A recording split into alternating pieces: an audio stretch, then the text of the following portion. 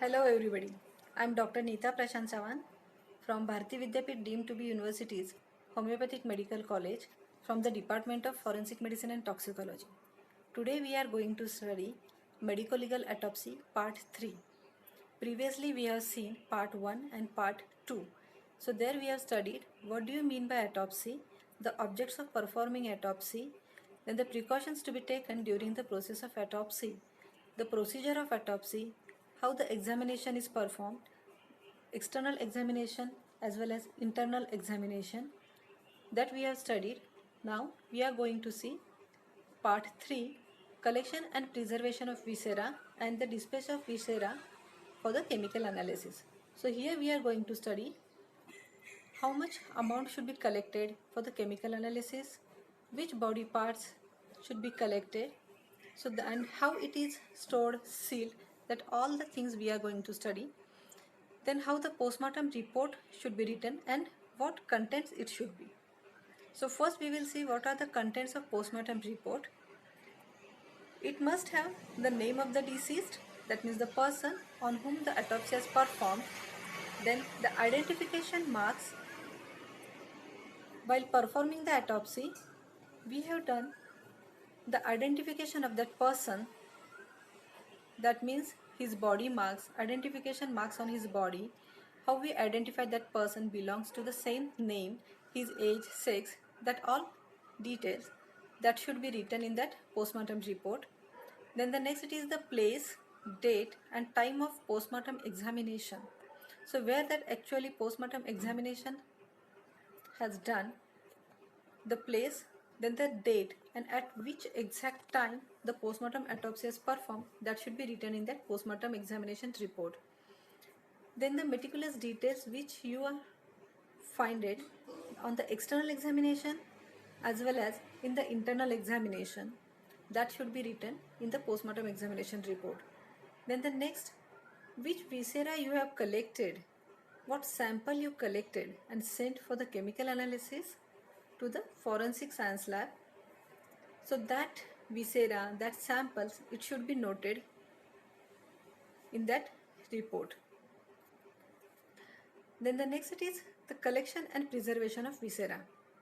So we are going to study the samples of viscera which should be kept in a proper preservatives, how it should be collected, how it should be preserved. Then it should be preserved in a closed container. Then the container should be closed properly. Then it should be sealed, labeled with the details. So the details, that means the time, date, when the actually autopsy is performed and that viscera is collected, how much quantity you collected, that should be written in a detail, and then it should be sent for the chemical analysis.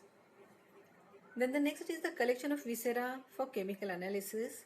So here we are going to see the specimens which should be collected for toxicological analysis and histological examination wherever necessary. So we have seen in the part 1 that if while performing the autopsy, if that medical officer suspects a case of toxicological evidence or poisoning case, if he suspects it by smell or if he get any findings about the poisoning cases, that specimen should be collected and sent for the chemical analysis. If in cases of a injury or any other like conditions where there is a requirement for histological examination, if medical officer feels, and if the that police officer asks to preserve that specimen for chemical analysis or for histological examination, that should be collected and preserved for proper histological examination. Then while collecting the blood, it should be get collected from the leg, that is from the femoral vein, or from the arm, that is in a subclavian vein, for the blood grouping or any alcohol estimation or in cases of a toxicological analysis. Then any tissue providing material evidence, if any other tissue feels that it may provide the evidence for the suspected cause of death, then that material should be collected. In most of the cases, usually the blood, bile, urine, then in vitreous and the stomach content provides necessary information. So those samples should be collected and preserved properly. Then routinely preserved viscera for chemical analysis in a suspected poisoning should be. So if the person is alive, then if he comes to you or during his lifetime, the content should, what are the sample should be collected. So that is vomit. If that person vomits, then collect his 300 ml of vomiters, or if it is a lace, whatever the contents are there, it should be collected and preserved. During the stomach wash procedure, if the stomach wash contents you are getting, preserve 500 ml and then it should be sent for the chemical analysis. So that is the stomach wash. Usually that is the first wash in the procedure of stomach wash. In the treatment you have studied the first 500 ml. So that is a concentrated material or the concentrated liquid which should be preserved, and it is sent for the chemical analysis. Then the blood, usually at least minimum 10 ml blood should be collected, and if it is possible, if available, collect 100 ml of blood.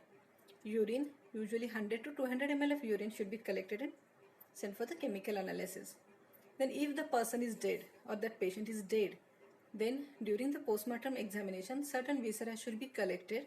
So what that viscera and how much amount should be collected? So if it is a stomach, usually collect the whole stomach. Then if the stomach contents, collect 300 ml of stomach content. If not available, whichever available, that much amount should be collected. In case of a small intestine, 100 centimeter piece should be collected. Then next is the small intestine contents, usually 100 ml whole if less is available. Liver with gallbladder, so usually 500 grams or 5 centimeter thick piece of the liver with the gallbladder should be collected. In a spleen, half of the spleen in adults and whole spleen in cases of a children should be collected. In cases of a kidneys, half from each kidney sample should be collected. Then the vitreous, as much as can be withdrawn, that should be collected and sent for the chemical analysis. Then how will you preserve that viscera? Usually the stomach, small intestine, then its contents, it should be preserved in a wide glass tube or the wide mouth glass tube. Usually the pieces of liver, spleen, kidney, it should be preserved in a separate bottles, in another bottles. Small intestine, stomach should be, again it should be preserved not in a one bottle. Each and every organ, viscera should be collected and preserved in a separate bottles. Urine in another bottle, blood in another vial. Additional material, if required to be sent, it should be preserved in a different bottles. Now for preservation, usually the saturated solution of common salt is used. Then other material used for the preservation is rectified spirit or formalin, or if required any other, then the other specific preservatives as per the requirement is used. So that means for the urine, for the blood, which are the samples are required as a preservatives, it should be used. Then the containers should be properly covered. Then it should be sealed with departmental seal. It is not only just sealing, but on that you have to put the departmental seal. Then label with autopsy number, name of that person, name of the deceased, name of the organ, which are the organs you have taken, that should be written on that container. The date when you collected, so that date, time and place of autopsy where it is performed, all those details should be written on that container. Along with the preservative, that container should be sealed and then it is sent for the chemical analysis. Then the next is the dispatch of viscera. So the sealed box is handed over to the police constable in return for a receipt. So while handing over that viscera to the police constable for sending for the chemical analysis, that medical officer should get a receipt. That means whatever he is handing over to that police constable, it should be get noted down in the record of that medical officer. He delivers it personally to the office, that police constable, he delivers it personally to the office of forensic science lab after getting the receipt for the same. That police constable also should get the receipt from the forensic lab when that forensic lab receives that material. Along with the sealed box, document should send for copy of Panchanama. So that means while handing over that viscera to the forensic lab, it should contain the copy of Panchanama, the case sheet, brief facts of a case, then the copy of autopsy report, it should be there along with that viscera, a letter requesting to examine the viscera and inform the medical officer of the finding. So that should be written in the documents, and that should be along with that viscera, which is handed over to the forensic science lab for the next chemical analysis. So thank you. Here we are ending the part 3.